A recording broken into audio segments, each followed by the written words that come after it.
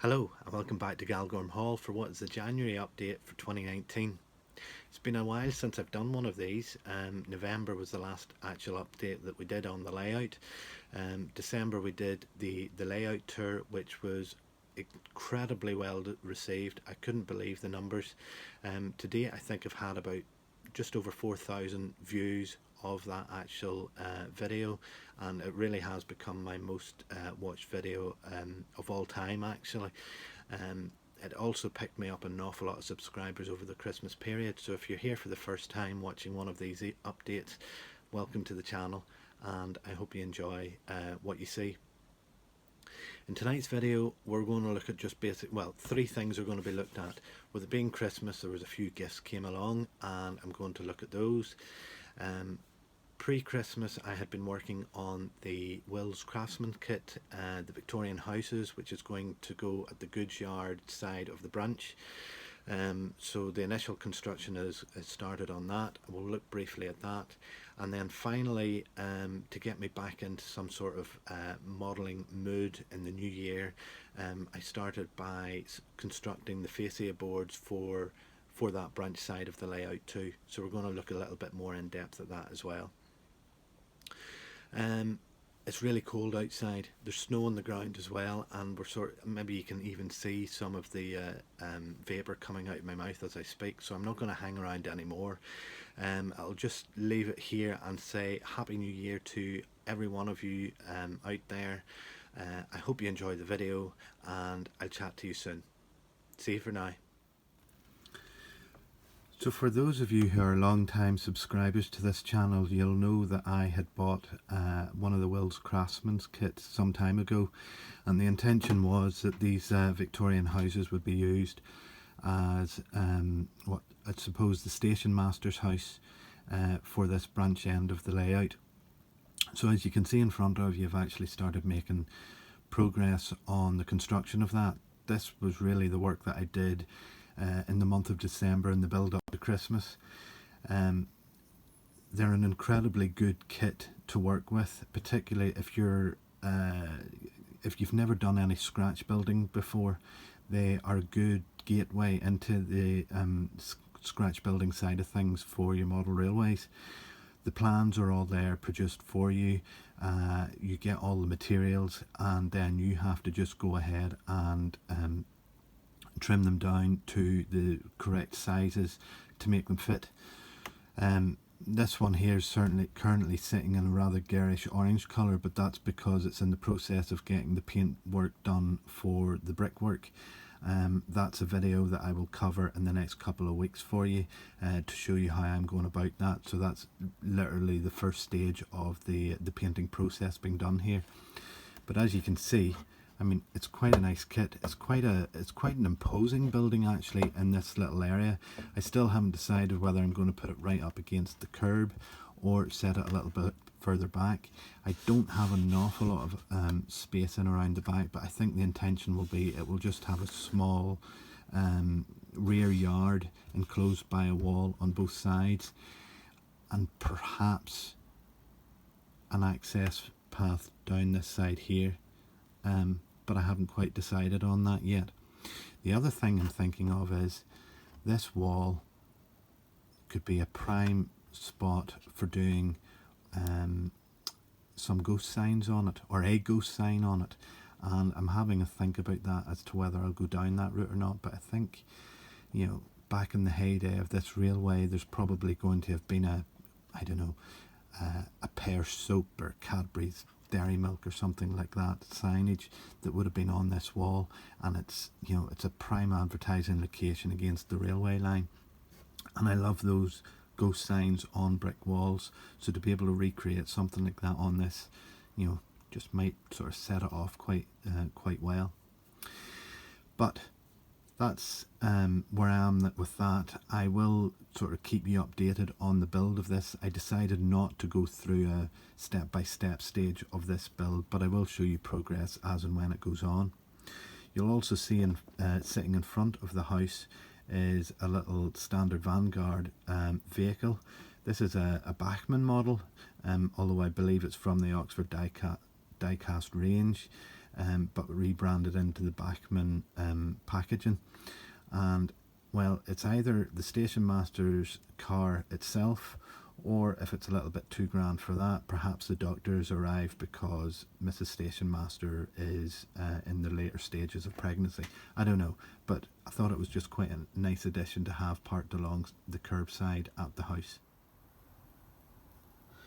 Right, so to try and get back into the modelling after Christmas, rather than sort of returning to some of the building work that I had been doing, I've decided to sort of step back a wee bit and take a look at the valances along the front of the baseboards. One of the things I want to do is to be able to get this section of the layout finished in terms of the hills that are going to be built around it, and the last area to do is just right at the forefront alongside the passing loop of the branch.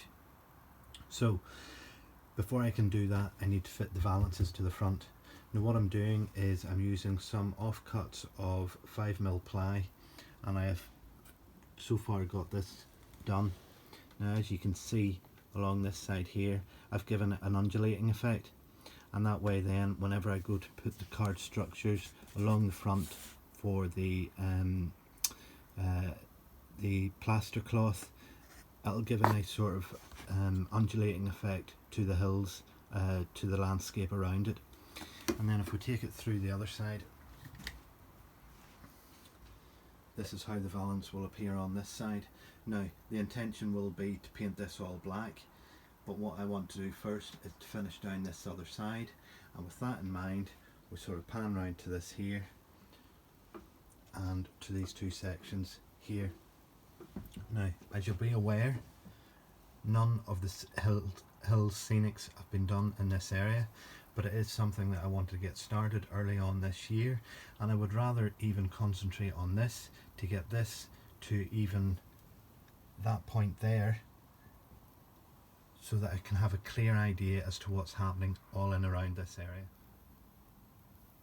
Okay, so hopefully you can see with this picture the light's not brilliant because the boards are actually casting quite a bit of shadow, but I've tried to brighten it as much as I can. As you can see in front of you, I initially have two spare pieces of timber. These are 5mm ply, and what I will going to do now is to try and get a rough line running along the top of these so I can take it outside and cut with the jigsaw.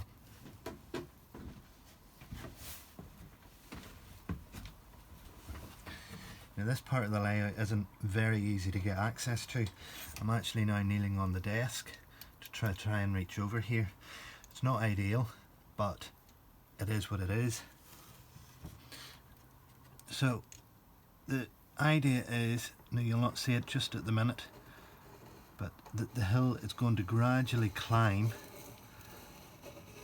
up to a point where it meets that one, and then from here it's going to continue to climb. Now at this stage here, now what have I done with my spare piece of timber? I'm sitting on it. Now, do you remember in my December update I spoke about wanting to get a bridge crossing over at some point on the layout? Now I think, if again you'll not be able to see the branch, but the branch sort of line at this point here over there I think will enter into the tunnel.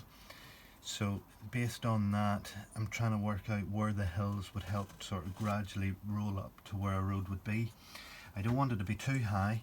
We've only got what is it, 10 inches of a back baseboard, so we can't have it too high or else everything's going to sit above that. What I might actually have to do is increase the skyline on the backboard in this back corner, just sort of to maybe enhance, let me build the hills up a wee bit more. But taking the western just as an idea for clearance, let's do it on this side where there's not the broken bit of timber. Okay, so clearance wise that's fine for the western, and I can bring that clearance down a little bit if I wanted to with the building of the brickwork.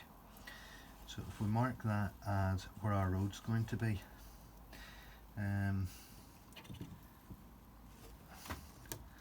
let's say that's there. Okay, now I can check that, the measurements of that, but that's going to be the mark of the road. So with that, we want to run the hill back down, and there's no sort of science with this.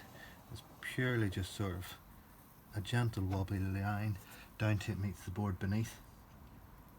And then on this side, what will we do? Will we go down? Will we go up? Maybe we'll go up a wee bit more to that point there. Okay, so those are all marked now with the line. I'm going to take these outside and use the jigsaw. One other thing I need to do, this overlaps slightly, so I need to trim this bit here. Okay, right, we're back and they're in place. So as you can see, we've got a slightly flat edge up here, and this will take the bridge going across the track, or at least the upper side of it, and then it sort of gradually flows down to the far end. Now I have to put my hands up here. Whenever I first brought these up, I set this one in place and put this one in here, and it was sitting down around about here, and I thought, what have I done? Have I cut it wrong? And then noticed that up here was sitting down just beneath the roof of the Western, and it clicked with me. I'd lifted the wrong piece and brought it up. I nearly thought I was going to have to cut it all again, so just be warned whenever you're cutting to pick the right piece and bring it up to the layout. But anyway, these are now in place. I'm going to screw them in at the front here, so come on round the front and I'll do that with you.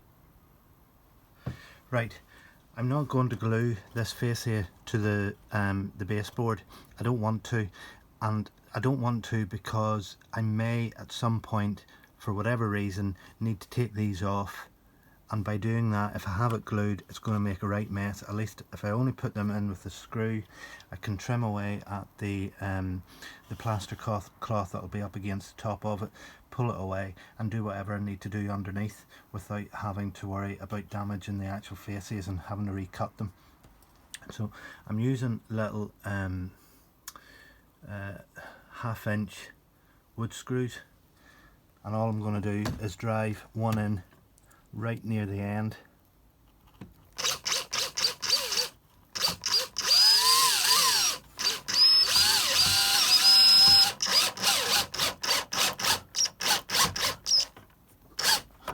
Until it grabs, and we'll do another one. Right, this one here is a bit, oh no, it's not too bad actually.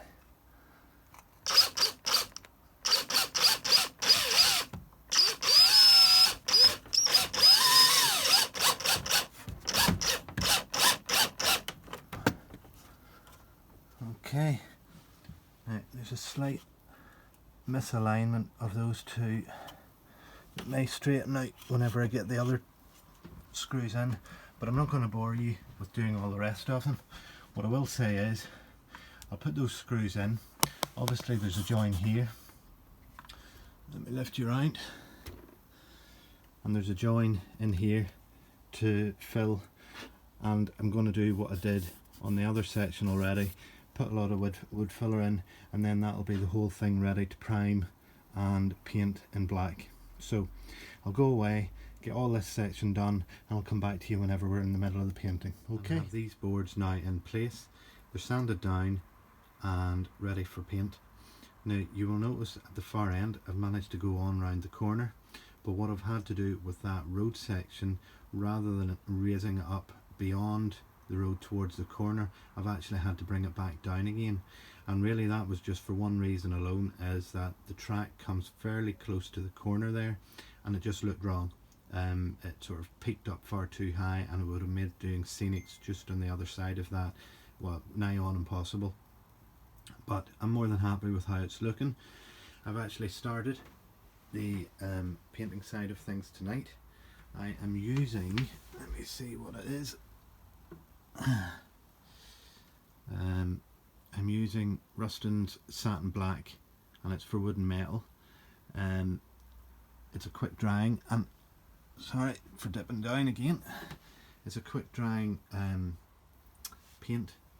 I think you can maybe sort of see the shiny bits are still quite wet, but it's getting there, and I think already it's looking an awful lot better just with having that little edge on it. If I bring you just down to the end here, where there is actually some plaster cloth in place, I mean, that looks nice. I do like that. I like that dark edge against what will be the green of the static grass. I think that'll look quite smart. So I'm going to carry on and paint the rest of this, and we'll maybe come back whenever it's finished, but that's the first job almost complete on Galgorm Hall for 2019. Happy day. Right, one last look at these Valances here before we move on. I've given them a second coat of paint. The first one really just didn't give a full coverage of it, but I think the second one's really just helped to bring up the shine of that satin colour, and it goes right up to the very far end there, as you can see. It's now let me start looking at the support sections for the hills, and I've started putting these in all down along the station side, as you can see, and they run right the way down past the passing loop down to the far end. Now you'll see there at the far end there is a little brick structure, and that brick structure has been put in place because obviously there is a hill there, and in front of that brick structure is going to be the signal box. The signal box will be there obviously to control the points in this area, but also I need it for the controlling of the crossing gates on the road, so I thought that sort of seemed to be the most sensible place for it. I need to build that brick structure first, the retaining wall, before I actually start doing any of the plaster cloth, so that it can all be sort of built in round it, and you know, it looks as if it's part of the landscape. But there we are. I hope you agree that the faces really do make a huge difference to the layout, and you know, they're well worth a little bit of time and getting them done, and better I think to do them now rather than, you know, sort of retrofitting them after everything else is done, because it just sort of helps you to, you know, guide you through some of the landscaping aspects up against the board's edge. So right, moving on, let's go and have a look at one other thing before we wrap this up for this update. So the first item really isn't actually a Christmas purchase. It was picked up just after Christmas whenever I was in the local chemist getting passport photos, and I got talking to the fella about tripods for assisting me in some of these videos, and he showed me this here, and having consulted with a few other people, decided to go and get it. So what I've actually got here, can we get it into shot even, is a gimbal. Now, as I said, I've tried to use it a little bit in producing this update, but I really just can't get quite up to speed with, you know, how you control the item. But it's something certainly I think that will prove useful in time once I get to grips with it. Second up, and what was probably the most surprising of any of the Christmas gifts that I got this year, was a WWS static grass applicator. I do have a homemade static grass applicator, and as good as it is, I think for the amount of work that I'm going to be doing on this particular layout, it's certainly, I think, a good investment to have one of these. Now, I did tout it about pre-Christmas as something that I would like to have on my wish list, and sure enough, come Christmas Day, one of them arrived, and to say I was really pleased, you know, is probably an understatement. I haven't actually started using it yet, but it's something that I'm really looking forward to getting to grips with, and certainly everything that you see in front of you in the screen now, hopefully in a very short period of time we'll actually start getting some greenery added, and it's all going to be through the use of this here. So I think it's a really valuable asset to the layout. So one of the other items that came to me pre-Christmas was actually through the Model Rail Network Facebook group. We had set up a Secret Santa on that page, and I participated in it, and my Secret Santa sent me a very nice Jensen Tug mechanical horse. Now these are the sort of vehicles that I was hoping to pick up at some point for the layout. I would like one of the what is it, the Scamell Scarabs in the British Railways livery, but this here is great little item, and sort of the first in hopefully a small collection that will soon start appearing on Galgorm Hall. So thanks again to my Secret Santa for this. Hopefully we will do the same program next Christmas. So if you're not a member of Model Rail Network, head over to their Facebook group and join now. There's some great things going on over there at the minute, and will be throughout the season. And then of course you'll be there in line for the Secret Santa come Christmas 2019. Can't come quick enough, can it, hey?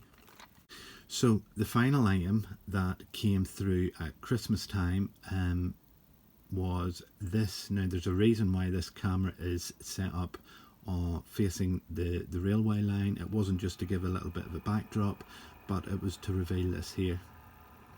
So I got myself a nice Bachmann 108 2-car DMU, and it's in the British Railways blue-grey livery. It's probably a little bit later than for the period that I am basically modelling in. Sort of hits right at the end of it, I guess. So it was just too nice a model to turn down whenever I came across it. It's very well finished, very well detailed, and the only additional thing I've done to date is to add KD couplings to the two units to make it a much closer couple set.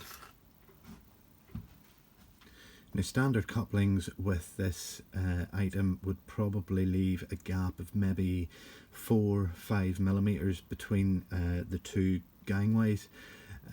By placing in, these are number 17 KD couplings, they bring that gap down to no more than maybe a millimeter and a half at most, and it certainly gives for some very nice running whenever the logo or the DMU is running around the layout.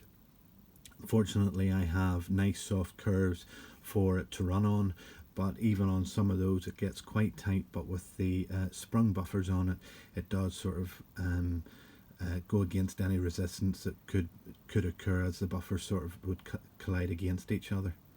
But anyway, that was the prize Christmas present I think this year, and I'm certainly going to look forward to running it around the layout. So I think that brings us to the end of this update for January 2019. It just leaves me to say thank you very much for taking the time to watch it. Now as we record this, just 2 days previous to that, I just passed the 1,000 subscriber mark on YouTube, which is a phenomenal achievement for something that I never even considered sort of getting this far. So I just want to say a huge thank you to every one of you who have taken the time to watch my channel, to subscribe to it, and more importantly to comment on those videos that you do watch. I have certainly met an awful lot of people through the channel, and I have made some great friends as well along the way, and it's just very encouraging to know that there is that amount of interest out there for this channel. Now, because I have passed the 1,000 subscribers, I would like to give something back to you. So in a couple of weeks I am going to put up a little 1,000 subscriber giveaway, and I'll give more details out at that time, but just look out for that video in a couple of weeks, and it's just going to be put out there as a way of thanking you for your support, and hopefully one or two of you maybe can get something from me as a token of my thanks. But for now, once again, thanks for watching this video, and I'll chat to you again soon. Don't forget to check out the scratch build series that has just started, and there'll be another of those videos coming out in I think 2 weeks time. In 3 weeks we'll do the subscriber special giveaway then, and then also I have another couple of wee videos up my sleeve as well coming too. So there's plenty coming out for the channel, and yeah, we'll leave it for there for now. Thanks for watching. Talk to you soon. Bye bye.